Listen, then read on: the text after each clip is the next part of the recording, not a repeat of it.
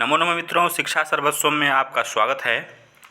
तो आज मैं लेकर उपस्थित हूँ 8 दिसंबर 2019 का सीटेट पेपर, जो बाल विकास एवं शिक्षा शास्त्र का कुछ 30 क्वेश्चन मैं लेकर उपस्थित हूँ, जो कि 2019 दिसंबर को पूछा गया है।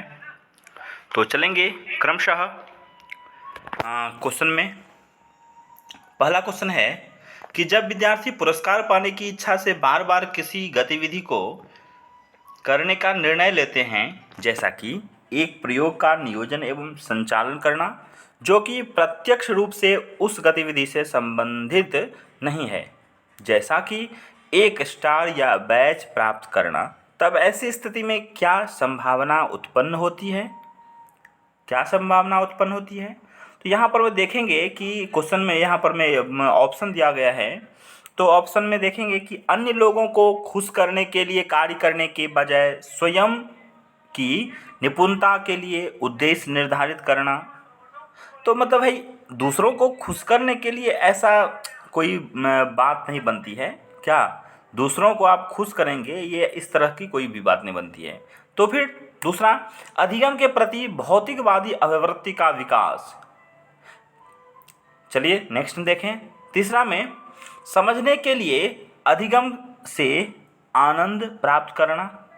ठीक। चौथा में देखेंगे पुरस्कार के बिना भी उस गतिविधि में लगे रहना।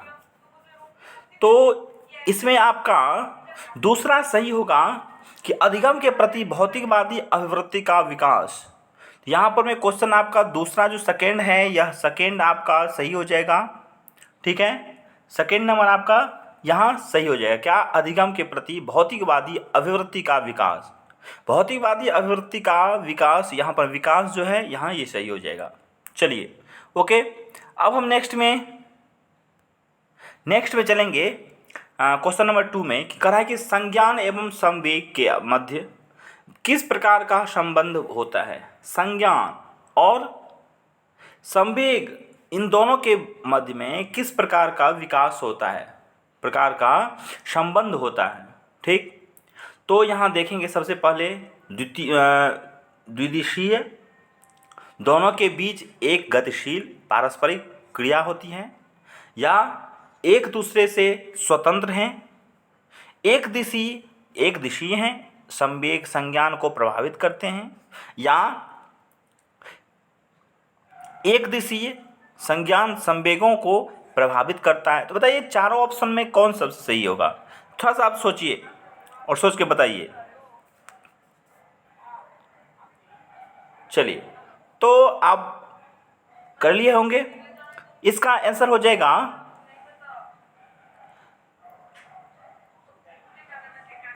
जाएगा, एक दिशीय। संवेग संज्ञान को प्रभावित करते हैं। ठीक है, संवेग क्या करते हैं? तो संज्ञान को प्रभावित करते हैं। ओके, चलिए नेक्स्ट में चलेंगे। क्वेश्चन नंबर 3 में, क्वेश्चन 3 कर रहा है कि निम्नलिखित में से कौन से कारक अधिगम को प्रभावित करते हैं? निम्नलिखित में से कौन से कारक अधिगम को प्रभावित करते हैं? तो अधिगम को प्रभावित करना, कौन सा ऐसा कारक है जो अधिगम को प्रभावित करता है?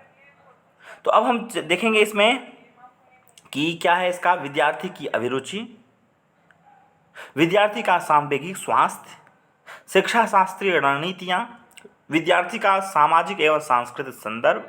देखिए लगेगा कि भाई इस पे सब के सब सेम ही अर्थ है, सही अर्थ है, लेकिन इसमें आपको देखना होगा आपको कि सबसे नज़दीक कौन है। तो यहाँ विद्यार्थी का सांवेगिक स्वास्थ्य या शिक्षा शास्त्रीय रणनीति, ये सब जो है सो सेकेंडरी, लेकिन सबसे नज़दीक क्या है? विद्यार्थी की अभिरुचि। देखिए अभिरुचि विद्यार्थी का जो भी विद्यार्थी के द्वारा किया जाएगा, मतलब विद्यार्थी को सीखने में जो सहायता करेगा वह सबसे नज़दीकी होगा। ठीक है, तो कारक अधिगम को प्रभावित करते हैं कौन? तो अधिगम को प्रभावित कौन करता है? तो विद्यार्थी की अभिरुचि। यदि विद्यार्थी में अभिरुचि है तो वह सबसे अधिक महत्वपूर्ण होगा। ठीक। उसके बाद नेक्स्ट में विद्यार्थी का सामवेगिक स्वास्थ्य, ये विद्यार्थी का सामवेगिक स्वास्थ्य भी यहाँ पर में बहुत ये करता है, माने रखता है। यदि विद्यार्थी स्वस्थ नहीं है तो फिर कुछ नहीं कर पाएगा, बहुत दिक्कत होगी उनको। शिक्षा शास्त्र रणनीतियाँ, तो शिक्षा शास्त्र का रणनीति भी आपको बहुत महत्व रखता है कि आप किस तरह की रणनीतियाँ बना रहे हैं। बिना रणनीति से आप कुछ नहीं कर पाएंगे। नेक्स्ट में ये भी सही है। 4 में देखेंगे विद्यार्थी का सामाजिक एवं सांस्कृतिक संदर्भ, विद्यार्थी का सामाजिक एवं सांस्कृतिक संदर्भ, इसका क्या हो जाएगा यहाँ पर में नंबर 1, यहाँ पर में कूट दिया गया है। यहाँ एक भी सही है, 2 भी, 3 भी, 4 भी, 3 भी और 4 भी, ठीक है। तो यहाँ इसका 3 का 1 हो जाएगा। ओके, चलिए अब हम चलेंगे आगे 4 नंबर क्वेश्चन में। क्वेश्चन नंबर 4 में देखेंगे, कह रहा है कि निम्नलिखित में से क्या ज्ञान के सार्थक संरचना की प्रक्रिया का एक महत्वपूर्ण पहलू है। ज्ञान का सार्थक संरचना की एक प्रक्रिया का एक महत्वपूर्ण पहलू है, क्या है होगा इसमें? उद्दीपन प्रतिक्रिया संबंध या सामाजिक पारस्परिक क्रियाएं, सामाजिक पारस्परिक क्रिया या लगातार अभ्यास तथा बार बार स्मरण करना, पुरस्कार एवं दंड। देखिए निगेटिव जब भी आएगा तो निगेटिव को आपको छोड़ के चलना है। निगेटिव जब भी आपको दिखे तो निगेटिव को आप बिल्कुल छोड़ते हुए चलेंगे, ठीक है। जैसे यहाँ पर मैं आपको यहाँ पुरस्कार और दंड ये सब बिल्कुल गलत। उसके बाद लगातार अभ्यास, बार बार स्मरण करना, स्मरण शक्ति जो भी स्मरण है इसको भी गलत कर देना है। नेक्स्ट में उद्दीपन प्रतिक्रिया संबंध, इससे नज़दीक क्या है? सामाजिक पारस्परिक क्रियाएं। सामाजिक में पारस्परिक आपस में क्रिया, कोई वर्क करना, कोई बात करना, कोई काम करना, इन्वायरमेंट से जुड़ा रहना। तो इसमें आपको यहाँ पर में 2 नंबर सबसे नज़दीक है और 2 नंबर सबसे सटीक है और सही भी है। ओके, चलिए नेक्स्ट में, अब हम फिर नेक्स्ट में चलेंगे क्वेश्चन नंबर 5 में। क्वेश्चन नंबर 5 का रहा है कि बाल्यावस्था की अवधारणा से क्या अभिप्राय है। बाल्यावस्था की अवधारणा से क्या अभिप्राय है? चलिए तो अब हम देखेंगे इसमें 5 नंबर में कह रहा है कि यह कि बच्चे शून्य से शुरुआत करते हैं और उनके गुण पूरी तरह से परिवेश के द्वारा निर्धारित किए जाते हैं, ठीक। दूसरा, यह विभिन्न सांस्कृतिक संदर्भों में सार्वभौम रूप से समान है। समकालीन सामाजिक संरचनावादी मनोवैज्ञानिकों के अनुसार यह एक सामाजिक संरचना है। या यह है कि बच्चे दुष्ट रूप में पैदा होते हैं और उन्हें सभ्य बनाना होता है। तो बताइए इसमें से क्या होगा? फिर से देख लीजिए एक बार, बाल्यावस्था की अवधारणा से क्या अभिप्राय है। तो इसमें आपका ये यहाँ पर में आंसर हो जाएगा आपका क्या? यह विभिन्न सांस्कृतिक संदर्भों में सार्वभौम रूप से समान है। विभिन्न जैसे ही आपको दिखने को मिल गया कि विभिन्न सांस्कृतिक संदर्भ में सार्वभौम रूप से समान है, तो यहाँ पर में इसको आप टिक कर लेंगे और यही आपका सही आंसर हो जाएगा, ठीक है। चलिए नेक्स्ट में 6 नंबर में चलेंगे। कह रहा है निम्नलिखित में से कौन सी मध्य बाल्यावस्था की विशेषता है? कौन सी मध्य बाल्यावस्था की विशेषता है? तो यहाँ पर हम देखेंगे कि भाई मध्य बाल्यावस्था का विशेषता क्या होता है। देखिए तो अधिगम मुख्य रूप से संवेदी एवं चालक गतिविधियों द्वारा घटित होता है। शारीरिक वृद्धि एवं विकास बहुत तेज गति से होता है। अमूर्त रूप से सोचने तथा वैज्ञानिक तर्क का प्रयोग करने की योग्यता विकसित होती है। बच्चे तार्किक एवं मूर्त रूप से सोचना प्रारंभ कर देते हैं। देखिए इसमें आपका बच्चे तार्किक कर हो जाना मध्य बाल्यावस्था में, और ये सब थोड़ा सा मतलब सही नहीं है, ठीक है। उसके बाद अधिक मूल्य रूप से संवेद एवं चालक गतिविधियों द्वारा घटित होता है, ये भी सही नहीं है। मतलब यहाँ पर में उसके बाद अमूर्त रूप से सोचते तथा वैज्ञानिक तर्क करना, वितर्क करना, ये सब करना, तो ये बाल्यावस्था का विशेषता नहीं है। तो क्या हो जाएगा यहाँ पर में शारीरिक वृद्धि एवं विकास बहुत तेज गति से होता है। बाल्यावस्था कब होता है? तो बाल्यावस्था आपका बताइए कि बाल्यावस्था कब से कब होता है? पूर्व बाल्यावस्था और उत्तर बाल्यावस्था। तो 2 वर्ष से 6 वर्ष तक पूर्व बाल्यावस्था और 6 वर्ष से, देखिए 2 से 6 क्या हो गया आपका? 2 से 6 हो गया आपका पूर्व बाल्यावस्था। ठीक, उसके बाद नेक्स्ट में उत्तर बाल्यावस्था 7 से 11 मान लीजिए प्रायः। तो यहाँ पर भी आपका पूर्व बाल्यावस्था और उत्तर बाल्यावस्था यहाँ इस तरह से है। तो मध्य बाल्यावस्था मान लीजिए 6 से 7 या 5 से 8 इस तरह का। तो इसमें क्या, तो इसमें बाल्यावस्था के समय शारीरिक वृद्धि एवं विकास बहुत तेज गति से होता है। ठीक है, तो आपका यहाँ 6 नंबर का 2 सही होगा आंसर। चलिए अब हम चलेंगे नेक्स्ट में, नेक्स्ट क्वेश्चन पर चलेंगे कि चलिए कहा है कि परिवार एवं पास पड़ोस बच्चों के समाजीकरण की द्वितीयक एजेंसियां हैं। परिवार एवं पास पड़ोस बच्चों के सामाजिकरण की क्या है? द्वितीयक एजेंसियां, मनोवैज्ञानिक एजेंसियां, या प्राथमिक एजेंसियां, या मध्य एजेंसियां। तो आप एक बात ध्यान रखें, गौर करेंगे कि परिवार एवं पास पड़ोस बच्चों के समाजीकरण की क्या होगा? बताइए। तो यहाँ प्राथमिक एजेंसियां, ठीक है, बिल्कुल सही है। क्यों? क्योंकि प्राथमिक एजेंसियां क्यों होगा बता दे रहे हैं, एक मिनट रुक जाइए।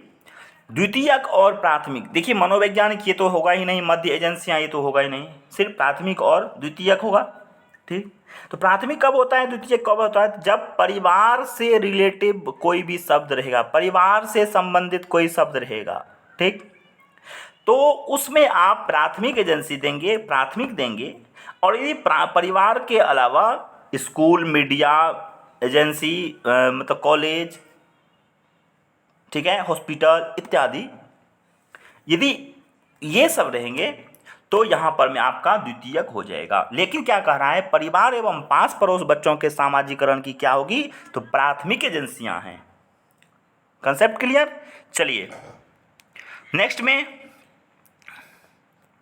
हम देखेंगे क्वेश्चन नंबर 8 में। क्वेश्चन नंबर 8 कह रहा है आपका कि वाइगोत्स्की के अनुसार जब एक वयस्क बच्चे के निष्पादन के वर्तमान स्तर को सहयोग द्वारा विस्तारित करता है तो इसे क्या कहते हैं? तो वाइगोत्स्की के अनुसार जब एक वयस्क बच्चे के निष्पादन के वर्तमान स्तर को सहयोग द्वारा विस्तारित करता है तो इसे क्या कहते हैं? तो अंतः व्यक्तिनिष्ठता, समीपस्थ विकास का क्षेत्र, पार ढांचा, बिल्कुल नहीं, खोजपूर्ण अधिगम। क्या है? तो खोजपूर्ण अधिगम, उसको सहयोग देता है, उसको सहयोग करके विस्तार करता है, उसको बढ़ावा देता है और उसके माध्यम से खोज करता है। ठीक है, तो यहाँ पर मैं आपका 8 नंबर, क्वेश्चन नंबर 8 का क्या हो जाएगा? क्वेश्चन नंबर 8 का आपका 2 सही हो जाएगा। ठीक है, क्वेश्चन नंबर 8 का 2 सही हो जाएगा। ओके, चलिए नेक्स्ट में हम चलेंगे अब 9 में। कहा कि नूर विद्यालय में अपना लंच बॉक्स भूल गई तथा यह कहते हुए तान्या से उसका लंच साझा करने के लिए कहा। ठीक, तुम्हें आज अपना लंच मेरे साथ साझा करना चाहिए क्योंकि कल मैंने तुम्हारे साथ अपना लंच साझा किया था। लॉरेंस कोहलवर के नैतिक विकास के सिद्धांत के अनुसार नूर का कथन डॉट अभिविन्यास प्रारूप को डॉट अवस्था पर दर्शाता है। मतलब मैं तुम्हें कल दिया था इसलिए तुम भी मुझे आज दो। यह कथन जो कोहलवर का है नैतिक विकास का, कोहलवर का कौन सा सिद्धांत है? नैतिक विकास। तो नैतिक विकास है तो कोहलवर के माध्यम से, कोहलवर के मत में यहाँ क्या होगा? तो आप इसको ध्यान से देखिए एक बार, थोड़ा सा देख लिए। चलिए, तो यहाँ पर में आदान प्रदान, परंपरागत, कानून एवं व्यवस्था परंपरागत, आज्ञा पालन पूर्व परंपरागत, अच्छा होना परंपरागत। तो यहाँ पर में सबसे नज़दीक है आपका कि आदान प्रदान परंपरागत। ठीक है। नूर का कथन आदान प्रदान अभिविन्यास प्रारूप को परंपरागत अवस्था का पर दर्शाता है। यह परंपरागत है कि मैं भी तुम्हें पैसा देता हूँ, तुम भी मुझे कभी देना। ठीक है। आज मैं तुम्हें नाश्ता करा देता हूँ, कल तुम मुझे करवाना। तो इस टाइप से यहाँ पर में है। और आदान प्रदान, यह आदान प्रदान इसका है कि कुछ लेन देन करना, आदान प्रदान होगा यहाँ। ठीक है। चलिए यहाँ पर में आपका क्वेश्चन नंबर 1 सही हो जाएगा। अब हम देखेंगे नेक्स्ट में क्वेश्चन नंबर 10। क्वेश्चन नंबर 10 में देखेंगे कि समाज में विभिन्न लिंगों के लिए उपयुक्त मानी जाने वाली प्रारूपिक विशेषताओं के बारे में जनसामान्य की अवधारणाओं को क्या कहते हैं। समाज में विभिन्न लिंगों के लिए उपयुक्त मानी जाने वाली प्रारूपिक विशेषताओं के बारे में जनसामान्य की अवधारणाओं को क्या कहते हैं। समझ गए बात। चलिए देखिए एक बार, जेंडर रूढ़िवादिताएं, जेंडर विभेदीकरण या जेंडर भूमिकाएं, जेंडर पहचान, बताइए आंसर।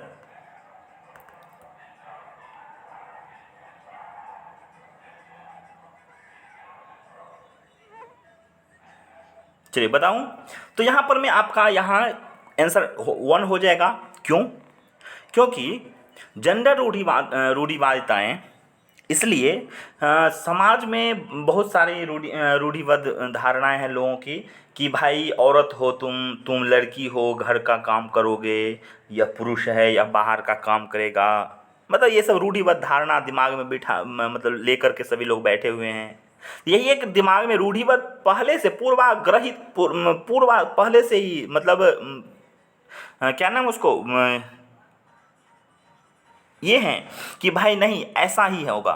मतलब औरत है तो औरत के नाम से ही बस ये घर से नहीं निकलेगी, घर में ये करेगी, मतलब इसको बाहर नहीं जाना है। मतलब बहुत सारी धारणाएं। यह बालक है तो बालक रोएगा कैसे, या लड़की है तो लड़की का रोने का है, यह रोती है। मतलब बहुत सारे पहले से ही पूर्वाग्रहित है। तो जेंडर वादिताएँ यहाँ पर में 10 का 1 नंबर हो जाएगा। ठीक है। चलिए नेक्स्ट में देखेंगे कि क्वेश्चन नंबर 11 में हाल ही में पाठ्यचर्या में ऐसी कहानियों को शामिल करने के लिए विवेकशील प्रयास किया गया है जिसमें पिता घर के कार्यों में लगा रहता है और माता साहसी गतिविधियों को करती हैं। यह कदम किस लिए महत्वपूर्ण है? किस लिए महत्वपूर्ण है बताइए। यह महत्वपूर्ण इसलिए है क्योंकि पिता घर के कार्यों में लगा रहता है और माता साहसी गतिविधियों को करती हैं। तो यहाँ इससे पहले जो क्वेश्चन आपने देखा, यहाँ जेंडर रूढ़िवादिता है कि नहीं माता ही घर का काम करेगी और पिता ही बाहर के काम करेंगे।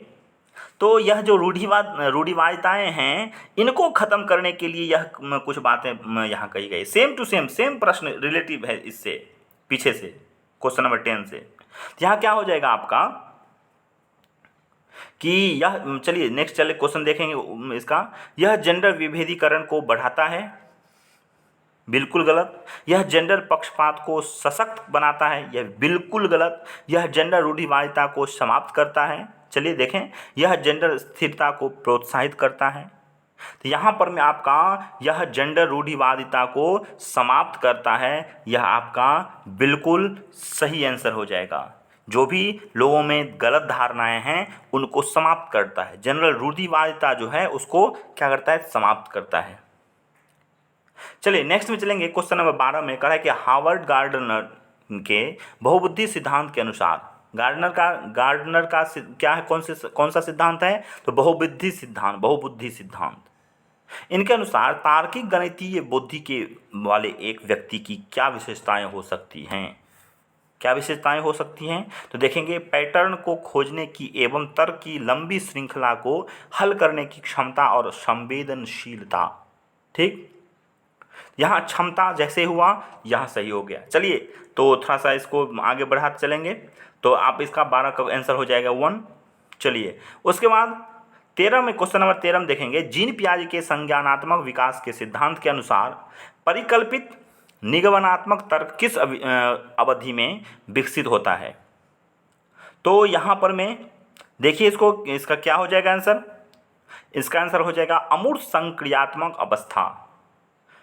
पियाजे के संज्ञानात्मक विकास के सिद्धांत के अनुसार परिकल्पित निगमनात्मक तर्क किस अवधि में विकसित होता है?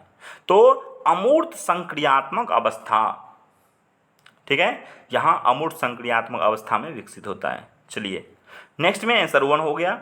उसके बाद 14 नंबर में क्वेश्चन में देखेंगे, रिक्त के अनुसार बच्चों के चिंतन के बारे में सामाजिक प्रक्रियाओं तथा सांस्कृतिक संदर्भ के प्रभाव को समझना आवश्यक है। ठीक, आवश्यक है। क्या आवश्यक है? तो यहाँ पर में आपका हो जाएगा लेव वाइगोत्स्की के अनुसार बच्चों के चिंतन के बारे में सामाजिक प्रक्रियाओं तथा सांस्कृतिक संदर्भ के प्रभाव को समझना आवश्यक है। ठीक है, वाइगोत्स्की के अनुसार है ये। ठीक है, चलिए नेक्स्ट में चलेंगे 15 नंबर क्वेश्चन में। क्वेश्चन नंबर 15 देखेंगे, पियाजे के संज्ञानात्मक विकास के सिद्धांत से निहितार्थ निकालते हुए एक ग्रेड 6-8 के शिक्षक को अपनी कक्षा में क्या करना चाहिए? बताइए। तो इसका आंसर हो जाएगा आपका, ऐसी समस्याएं प्रस्तुत करनी चाहिए जिसमें तर्क आधारित समाधान की आवश्यकता होती है। ओके, चलिए नेक्स्ट में 16 नंबर क्वेश्चन में चलेंगे। क्वेश्चन नंबर 16 में कह रहा है कि सतत एवं समग्र मूल्यांकन में क्या शामिल है? बताइए, पढ़िए इसको फटाफट। तो यहाँ पर में आप देखेंगे कि विविध प्रकार की रणनीतियों का प्रयोग करते हुए दोनों संरचनात्मक एवं संकल्पनात्मक आकलन का प्रयोग करना। जैसे ही प्रयोग करना आ गया तो यहाँ पर में सतत एवं समग्र मूल्यांकन में क्या शामिल है? तो यहाँ विविध प्रकार की रणनीतियाँ का प्रयोग करते हुए दोनों संरचनात्मक एवं संकल्पनात्मक आकलन का प्रयोग करना है। प्रयोग करना भी ये पॉजिटिव है और विविध भी यहाँ पर पॉजिटिव है, तो रणनीति भी है यहाँ पर में, इसलिए आंसर 1 हो जाएगा। ठीक है, चलिए उसके बाद चलेंगे 17 नंबर क्वेश्चन में। 17 नंबर क्वेश्चन कह रहा है कि वह प्रक्रिया जिसके द्वारा बच्चे आदतों, कौशलों, मूल्यों तथा अभिप्रेरणा को विकसित करते हैं और जो उन्हें समाज का जिम्मेदार एवं प्रक्रियाशील सदस्य बनाती हैं, उसे क्या कहा जाता है? बताइए। तो यहाँ पर में समाजीकरण, वह प्रक्रिया जिसके द्वारा बच्चे आदतों, कौशल, मूल्यों तथा अभिप्रेरणा को विकसित करते हैं, तो उसको क्या कहता है? समाज का जिम्मेदार एवं क्रियाशील सदस्य बनाती है, उसे क्या कहता है? तो समाजीकरण भाई, समाज में ही ना लोग बढ़ते हैं। ठीक है ना, समाजीकरण यहाँ पर में सबसे नज़दीक प्रश्न हो, आंसर होगा। नेक्स्ट में मानव विकास के संदर्भ में आनुवंशिकता तथा पर्यावरण की भूमिका के बारे में निम्नलिखित कथनों में से कौन सा सही है? बताइए। 18 का क्वेश्चन 18 का बताइए क्या होगा? तो यहाँ हो जाएगा, आनुवंशिकता एवं पर्यावरण दोनों एक जटिल पारस्परिक क्रिया के रूप में मानव विकास को प्रभावित करते हैं। ठीक है, चलिए तो यहाँ 1 नंबर हो गया। उसके बाद एक प्रगतिशील कक्षा, थोड़ा फास्टली चलता हूँ क्योंकि नहीं तो बहुत लंबा हो जाएगा वीडियो, तो इसको आप देखते चलेंगे। एक प्रगतिशील कक्षा में क्या होना चाहिए? तो एक प्रगतिशील कक्षा में विद्यार्थी के द्वारा ज्ञान की संरचना की जाती है। ठीक है, विद्यार्थी के द्वारा ज्ञान की संरचना की जाती है। ठीक है, 2 नंबर क्वेश्चन हो गया इसका आंसर। चलिए नेक्स्ट में 20 नंबर क्वेश्चन में चलेंगे। क्वेश्चन नंबर 20 में यहाँ कह रहा है कि आपकी कक्षा के एक विद्यार्थी को विभिन्न स्रोतों से बार बार यह बताया गया है कि उसके सामाजिक वर्ग के लिए शैक्षिक क्षेत्र में निम्न स्तरीय प्रदर्शन करते हैं। इस रूढ़िवादिता के एवं परिणामिक रूढ़िवादी आशंका के प्रभाव को कम करने के लिए एक शिक्षक को क्या पहल करना चाहिए? बताइए। तो यहाँ आंसर हो जाएगा आपका आंसर 1, विभिन्न सामाजिक वर्गों के रोल मॉडल से संबंधित कहानियों एवं उदाहरणों को प्रस्तुत करना चाहिए। जिसके माध्यम से यहाँ पर में ये सब नष्ट होगा। रूढ़िवादिता एवं परिणामिक रूढ़िवादी आशंका के प्रभाव को कम किया जा सकता है।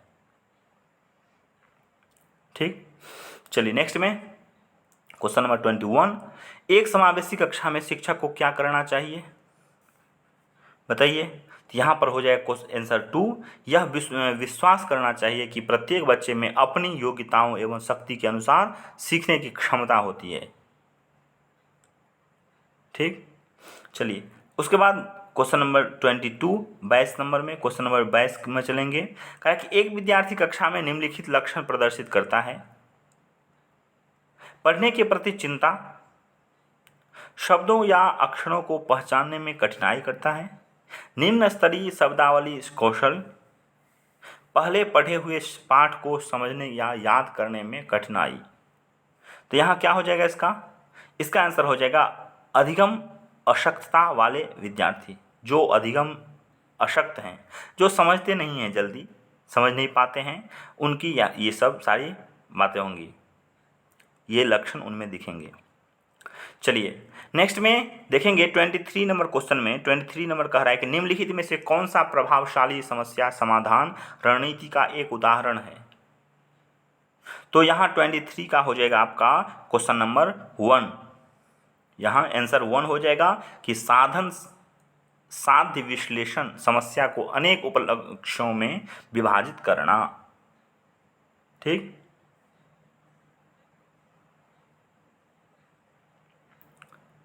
उसके बाद हम चलेंगे नेक्स्ट में क्वेश्चन नंबर 24, एक शिक्षक एक समावेशी कक्षा में विशेष योग्यता वर्ग वाले अधिगमकर्ताओं की आवश्यकताओं को किस प्रकार से बता सकता है कि संबोधित कर सकता है, बताइए, फटाफट बताइए। तो 24 नंबर का हो जाएगा आंसर 1, प्रत्येक विद्यार्थी के अधिगम के सशक्त पक्षों एवं कमजोरियों के विश्लेषण के आधार पर विशिष्ट अधिगम उद्देश्यों को विकसित करना। यही एक सबसे महत्वपूर्ण होगा समावेशी कक्षा का। चलिए नेक्स्ट चलें, 25 नंबर में चलें। 25 कह रहा है कि एक शिक्षिका अपनी कक्षा में सृजनात्मक विद्यार्थियों को किस प्रकार से प्रोत्साहित कर सकती हैं, बताइए। देखिए फटाफट इसका ऑप्शन देखिए। यहाँ पर हो जाएगा आपका आंसर 4, अनेक परिप्रेक्ष्यों को प्रोत्साहित करके तथा मूल विचारों को महत्व देकर।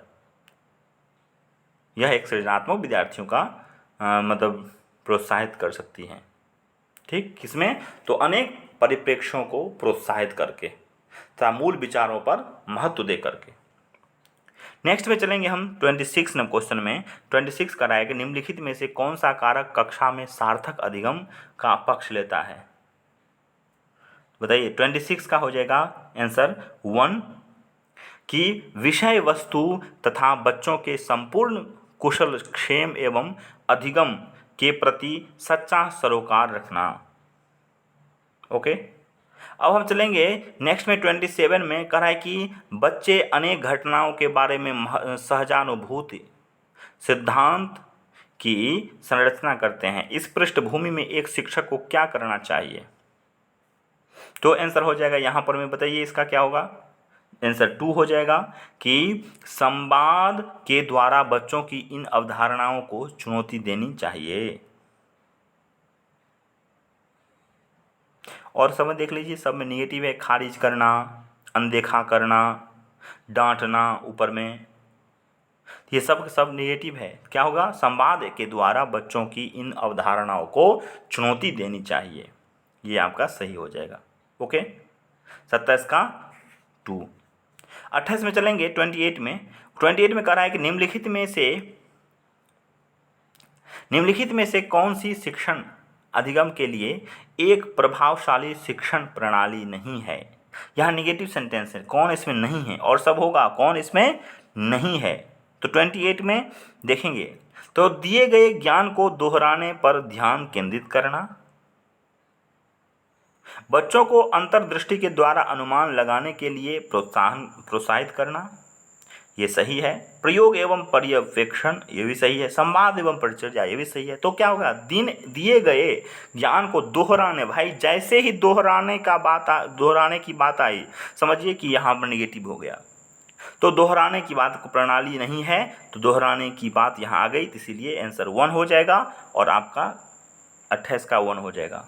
चलिए नेक्स्ट में 29 में देखेंगे, शिक्षक कक्षा में पढ़ने में ध्यान न देने वाले बच्चों से किस प्रकार का व्यवहार कर सकते हैं?